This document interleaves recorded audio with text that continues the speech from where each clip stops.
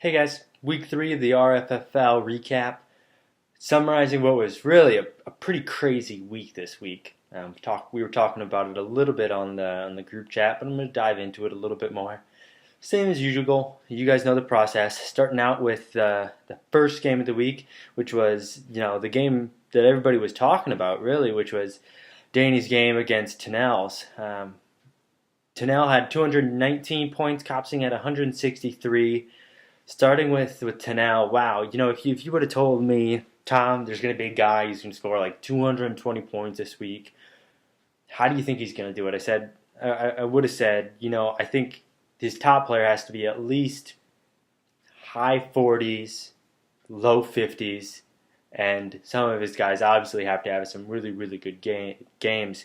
But you look at some of his production, and if you look at his team, and man, it's just his highest score was 37 points.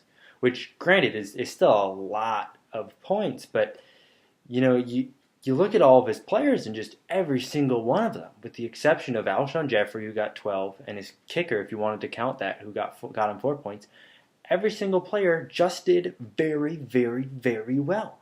In fact, if you discount those two players, his lowest scoring player was David Johnson with 25 points. I mean, that's a very thin margin, all right, of from your top scorer to your bottom scorer, and man, that's just good football. Really, really scary. I'll be really, really honest with you. And then he has LaShawn McCoy, who has 31 points this week, and Michael Crabtree, who has 23 points, just sitting on his bench because he just didn't have a large enough roster, I guess, to start them. But whatever, that's fine. On Copsing, scoring 163 points, only gets outscored this week by two teams, and really the second team was Reed with 166 points. So that's really, really close. And Danny, I'm sorry, I can't say a whole lot about your team. Julio Jones only got you 2 points, had one catch for 16 yards in that Monday night game. But gosh, I mean, your team had a really solid week this week too, and there's not a whole lot you can do about that one. Sorry, bud. Moving on to the next game of the week. Hometown Hotties, 156 points versus the Shack Attack, who had 103. Starting off with the Hometown Hotties, he had a strong showing this week, obviously with 156 points, but it wasn't from the players that you would expect, and not from the players that had been scoring him that many points consistently earlier in the season. Some of his go-to guys, Matt Forte and DeAndre Hopkins, only scored 8 and 9 points respectively, and so his production this week came from other players. Those guys came from Breeze, Eddie Lacy, who granted scored 16 points, which isn't a lot, but didn't even break 9 points the first 2 weeks of the season. So 16 points is what I think we've come to expect from Eddie Lacy, and I think is what hopefully he can continue to do for the rest of the season. But 16 points from Eddie Lacy. Demaryius Thomas had 25, Colby Fleener had 28, and you can kind of count AJ Green, who had 15 points, and that's an okay scoring, but obviously from a guy like AJ Green, who's a wide receiver one, you expect a little bit more production from him. And what the really unique thing I think about Juanis' team was that Colby Fleener finally had his breakout game. A lot of fantasy guys were really high on Colby Fleener because of his great pass catching ability, and he's coming into a New Orleans offense that is obviously really, really high producing.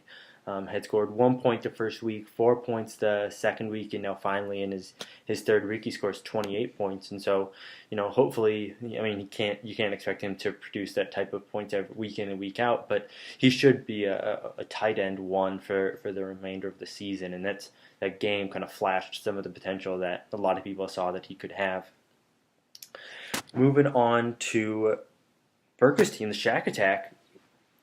Man, good game from Ezekiel Elliott and Melvin Gordon, especially from running backs. Melvin Gordon's been really, really consistent, which is important, and Zeke finally had a really good game. I think 23 points is right about kind of what you hope for him, especially a lot of people had him as a top 5 running back, but you know, being really, really, really honest, everyone else kind of just had a down game. Cam Newton had a rough game, obviously, against Minnesota, was sacked 8 times and threw 3 picks, only had 15 points. And then D'Angelo Williams, who has been, Burka's bread and butter this season, only has 8 points in what ended up being a blowout by, the Philadelphia Eagles. Macklin has 7, Diggs has 8, Witten has 4, and then the Seahawks defense has 4. And so it just an off week for Burka. He's going to bounce back. He's still got a really, really solid team. Brandon Marshall, Gronk on his bench with Cobb on his bench as well. So, just an off week. Guys didn't produce. Tough. Moving on to the third game this week was my game, the Pugnators versus the Super Bowl bound Bradford. I scored 152 points against Austin's 104. Starting off with my team, I was pretty pleased with it. I was pretty consistent across the board, with the exception of Lamar Miller, Des Bryant, and Julius Thomas.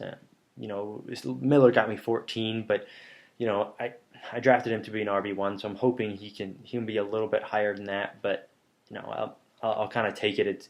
It's been right about where he's been at. Scored 20 points the first week, 11 last week, and then 14 now this week. Des Bryant had 13, and really just that was all based off of like a 17-yard touchdown pass. He only finished with 3 catches for 40 yards, so and that touchdown. So wishing for more production from him, but I've got Landry and Beckham who can kind of fill in there, so that's okay. But I've just got some guys that need to produce, that need to improve. On Austin's side of the thing, he texted me, I think it was like Sunday night, early Monday, and just said, I don't know what happens, because I play him in another league as well. He said, whenever my team faces you, they just kind of crap out, and it's just tough, and it's true. He's got a good team, he really does.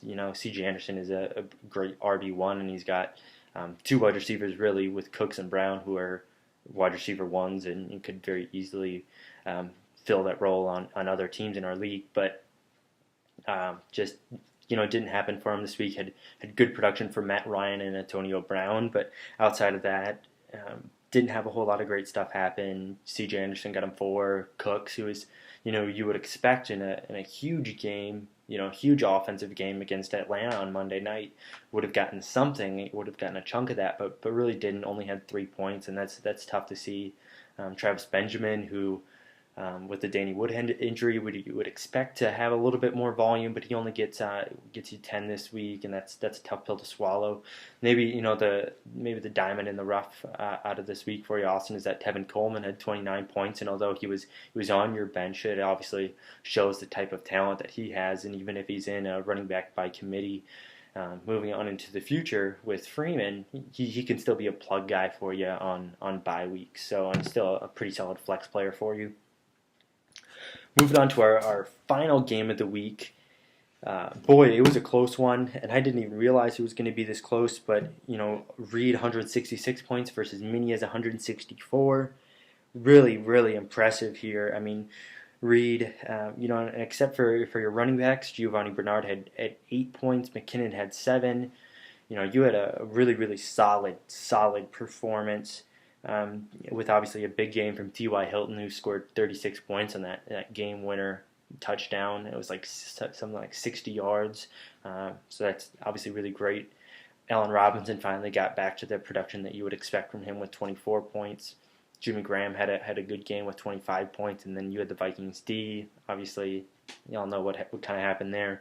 Mentioned that previously, but a big game for the Minnesota Vikings defense as well. On Minia, man, after having 2 earlier down weeks, kids, he's showing some fight. Wow, I mean, it's another tough week for Minia. I think he gets that unlucky award again, but right off the bat, Roethlisberger only getting 8 points isn't something that you can count on.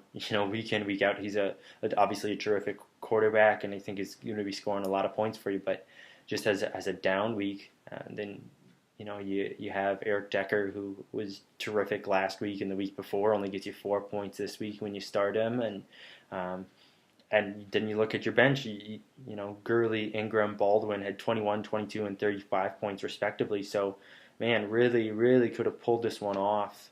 But just tough, he'll figure it out, and I think he'll be a really strong team when some of his players get to be a little bit more consistent, and you're able to kind of evaluate them on a week-by-week basis. But, boy, Minya really, really almost pulled this off, and even Freeman, who had a huge game Monday night, had 36 points, but just came up a little short, and that's tough. Marvin Jones, give credit to Minya for starting him this week. He's a bona fide wide receiver 1, 48 points now. I think he showed everybody that, and I think there are a lot of people who thought the Lions kind of overpaid for a middle-of-the-road wide receiver, but Jones has really showed that he's a pretty dynamic weapon. So that's it for you. Week 3 recap finished up. Wow, a lot of stuff happening. A lot of teams showing what they got to now. Again, 219 points. That's unreal. I don't want to jinx myself, and like I did, week 1 with Austin when he scored 184, and I said no one's gonna beat it, and then Tanel blew it out of the water. So I'm not gonna say anything this time. I'm just gonna say great game, and had another close game this week. Love to see that. Let's keep talking on the group me. Let's keep throwing some trash out there. See what happens. Good luck this week, and I'll see you back here next Tuesday. It's not a Taco John's Tuesday. Not eating Taco John's. Haven't made dinner yet. I'm not sure what I'll make, but yeah. Don't know why I felt the need to include that, but I did. There you go. It's a free gift for you. Peace.